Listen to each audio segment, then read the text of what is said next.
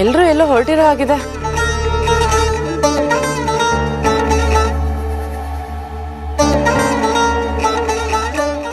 ಚೆನ್ನಾಗಿರೋ ಶರ್ಟ್ ಹಾಕೊಂಡು ಹೋಗ್ಬೇಕಿತ್ತು ಮಾವ.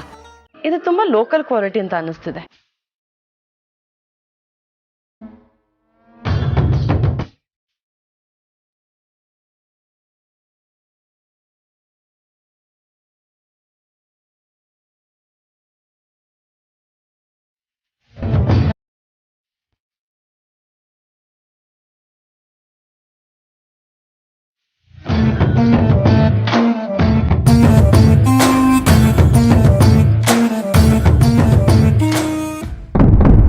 ಒಂದು ವಸ್ತು ಕೊಡ್ತಾರೆ ಅಂದರೆ ಕೊಟ್ಟಿರೋ ವಸ್ತು ಮುಖ್ಯ ಆಗಲ್ಲ, ವ್ಯಕ್ತಿ ಮುಖ್ಯ ಆಗ್ತಾರೆ.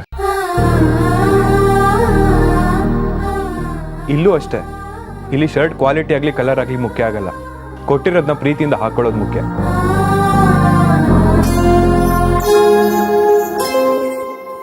ಇದು ನಿನಗೆಲ್ಲ ಅರ್ಥ ಆಗಲ್ಲ ಬಿಡು. ಏನು ವಿಷಯ ಹೇಳು.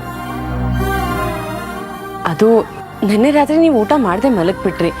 ನೀವು ಊಟ ಮಾಡಿಲ್ಲ ಅಂತ ನಾನು ಮಾಡಲಿಲ್ಲ. ಅದಕ್ಕೆ ಇವತ್ತು ಮಧ್ಯಾಹ್ನದ ಅಡುಗೆ ನಾನೇ ಮಾಡಿ ಬಡ್ಸೋಣ ಅಂತ ಅನ್ಕೊಂಡಿದ್ದೀನಿ. ರುಚಿ ರುಚಿಯಾಗಿ ಮಾಡಿರ್ತೀನಿ. ನೀರ್ ಬೇಕಾ ಷಣ್ಮುಗ? ಇಲ್ಲಕ್ಕ, ಮಾಯಾ ಮಾತಾಡ್ಬೇಕಾದ್ರೆ ನಿನ್ ಕೆಂಬಂದ್ಬಿಡತ್ತಲ್ಲ. ಇರ್ಲಿ ಮಾವ, ಮಧ್ಯಾಹ್ನ ಮರಿದೆ ಊಟಕ್ಕೆ ಮನೆಗೆ ಬಂದ್ಬಿಡಿ. ಇದು ಆರ್ಡರ್ ಅಲ್ಲ, ರಿಕ್ವೆಸ್ಟ್ ಮಾವ, ಪ್ಲೀಸ್. ಬರ್ತೀನಿ. ಬಾ ಬೆಳ್ಳಿ.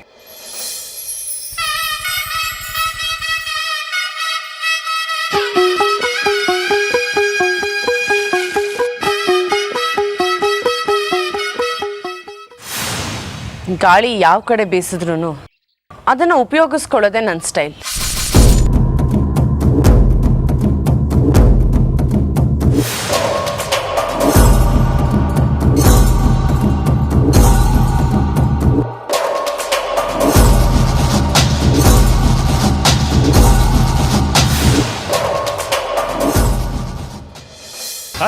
ಎಷ್ಟೊತ್ತು ಮಾಡ್ತೀರಾ ಬರಕ್ಕೆ? ಐಶೋ, ಸ್ವಾತಿನ್ ಕರ್ಕೊಂಡ್ ಬಂದ್ಬಿಡು. ತೆಗಿಯೋಣ ಗಾಡಿ.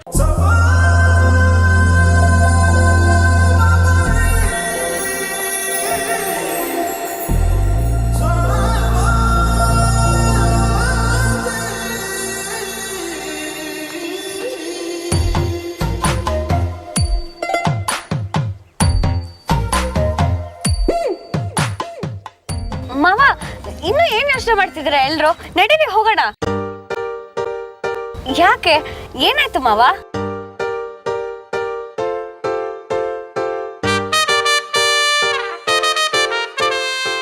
ಕಾರ್ತಿ, ತಗೋ ಬಟ್ಟೆ ಕಟ್ಟು. ಇದ್ಯಾಕ್ ಮಾವ ಬಟ್ಟೆ ಕಟ್ಟು ಅಂತಿದ್ದೀರಾ? ನಾವು ಹೋಗ್ತಿರೋ ಜಾಗ ನಿನಗೆ ಗೊತ್ತಾಗಬಾರ್ದು ಅಂತ, ಅದಕ್ಕೆ ಇದೆಲ್ಲ. ಕಾರ್ತಿ, ಓ, ನಾವು ಅಷ್ಟೊಂದೆಲ್ಲ ಪ್ಲಾನ್ ಮಾಡಿರೋದು ಯಾಕೆ? ನಿನಗೆ ಸರ್ಪ್ರೈಸ್ ಕೊಡ್ಬೇಕು ಅಂತ ತಾನೇ. ಇದು ಟೀಚಿಂಗು.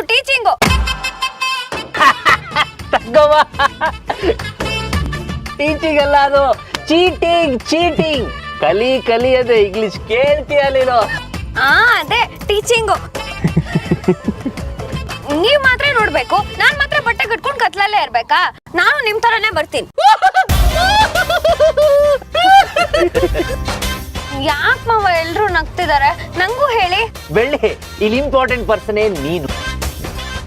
VIP ಕಣಮ್ಮ ನೀನು, VIP.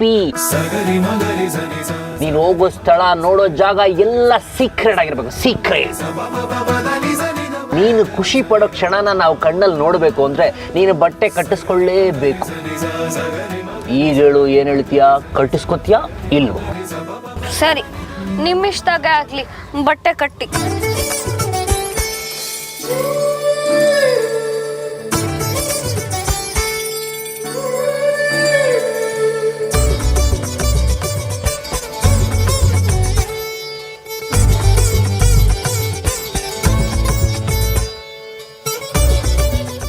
ರೈಟ್ ಮುದ್ದು, ರೈಟ್.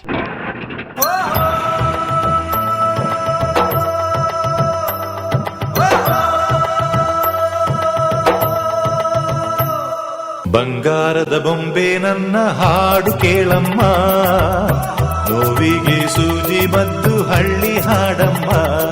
ತಂದರ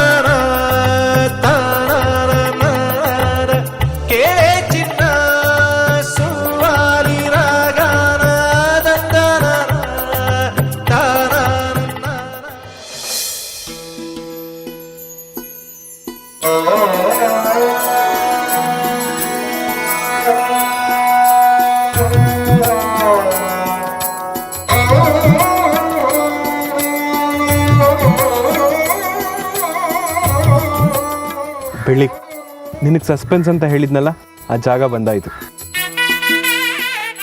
ಬಾ.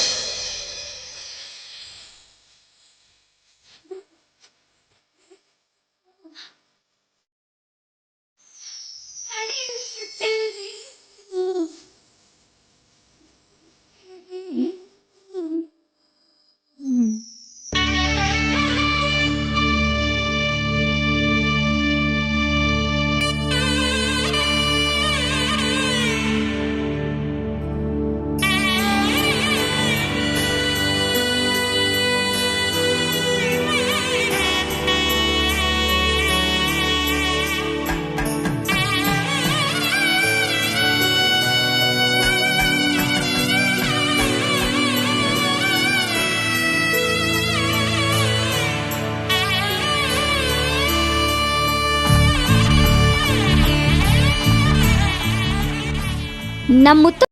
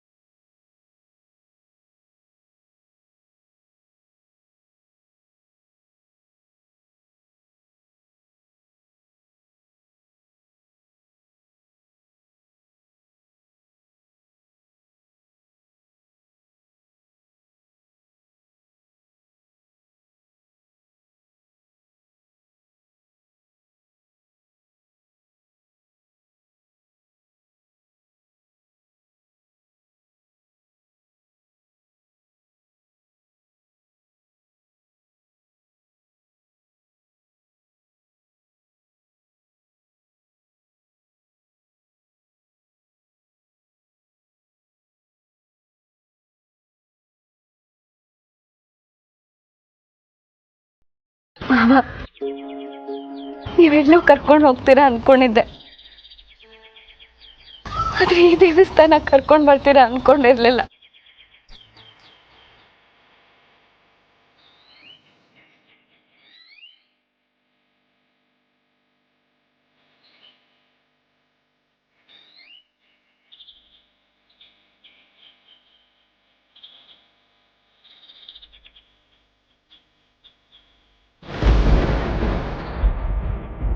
ಬೆಳ್ಳಿ, ನೀನು ಹೀಗೆಲ್ಲ ಯೋಚನೆ ಮಾಡ್ತಿರೋದು ನೋಡಿದ್ರೆ ನನಗೆಷ್ಟು ಹೆಮ್ಮೆ ಅನಿಸುತ್ತೆ ಗೊತ್ತಾ.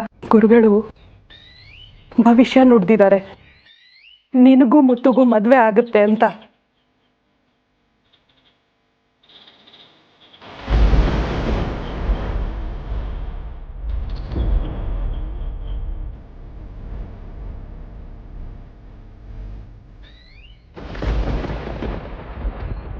ಅಣ್ಣ, ಇದು ಪುಷ್ಪತ ಇದ್ದಿದ್ದ ಮನೆ ಅಲ್ವಾ?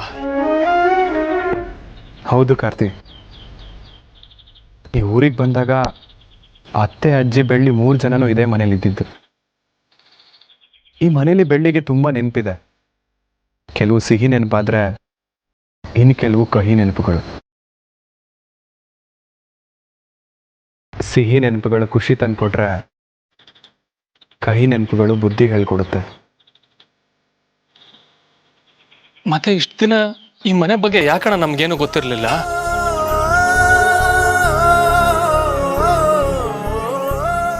ಅತ್ತೆ ತೀರ್ಕೊಂಡ್ಮೇಲೆ ಈ ಮನೆನ ತಮ್ಮ ಹೆಸರಿಗೆ ಮಾಡ್ಕೊಳ್ಳೋದಕ್ಕೆ ತುಂಬ ಜನ ಸಂಚು ಮಾಡಿದ್ರು. ಅವರಿಂದ ಕಾಪಾಡಿ ನಾನು ಜೋಪಾನ ಮಾಡಿದ್ದೆ. ನಮಗೋಸ್ಕರ, ನಮ್ಮ ಮನೆಗೋಸ್ಕರ ಬೆಳ್ಳಿ ಎಷ್ಟೆಲ್ಲ ಮಾಡಿದಾಳೆ.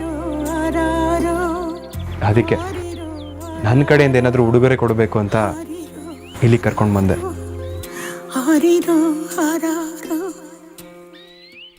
ಇದು ನನಗೆ ಮನೆ ಅಷ್ಟೇ ಅಲ್ಲ,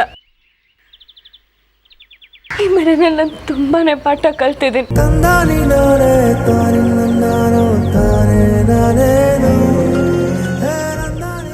ಇದೊಂಥರ ನನಗೆ ಪಾಠ ಶಾಲೆ ಇದ್ದ ಹಾಗೆ.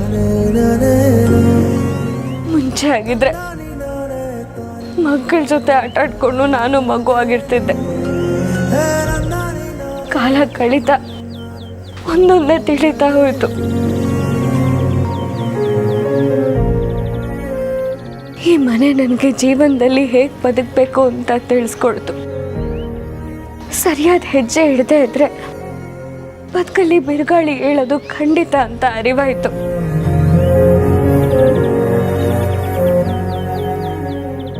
ಅಮ್ಮ ಅಜ್ಜಿ ನನ್ನ ಒಂಟಿಯಾಗಿ ಬಿಟ್ಟು ಹೋಗ್ತಾರೆ ಅಂತ ನಾನು ಯಾವತ್ತೂ ಅನ್ಕೊಂಡಿರ್ಲಿಲ್ಲ. ಈಗಲೂ ಇಲ್ಲೇ ಎಲ್ಲೋ ಅಮ್ಮ ನನ್ನ ಕರೀತಿದ್ದಾರೆ ಅನ್ನಿಸ್ತಿದೆ ಮಾವ. ಅವತ್ತು ಮುತ್ತು ಮಾವ ಏನಾದರೂ ನನ್ನ ಸಹಾಯಕ್ಕೆ ಇರಲಿಲ್ಲ ಅಂದಿದ್ರೆ ನಾನಿವತ್ತು ಜೀವಂತವಾಗಿ ಇರ್ತಿರ್ಲಿಲ್ಲ.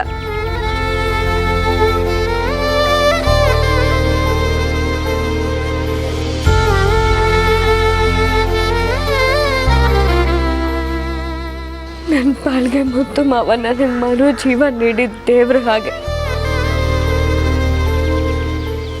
ನಾನು ಅವ್ರಿಗೆ ಎಷ್ಟು ಕೃತಜ್ಞತೆ ಸಲ್ಲಿಸಿದ್ರು ಸಾಲದು.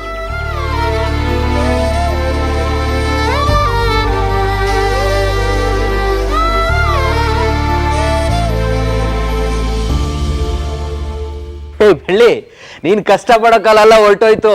ಕಷ್ಟ ಅಂತ ಹಿಂದೆ ತಿರುಗಿ ನೋಡಿದ್ರೆ ನಮ್ಮ ಮುತ್ತು ಇರ್ತಾನೆ, ನಿನ್ನಿಂದ ಯಾವಾಗ್ಲೂ ಇರ್ತಾನೆ ಬೆಳ್ಳಿ, ಯಾವಾಗ್ಲೂ ಇರ್ತಾನೆ.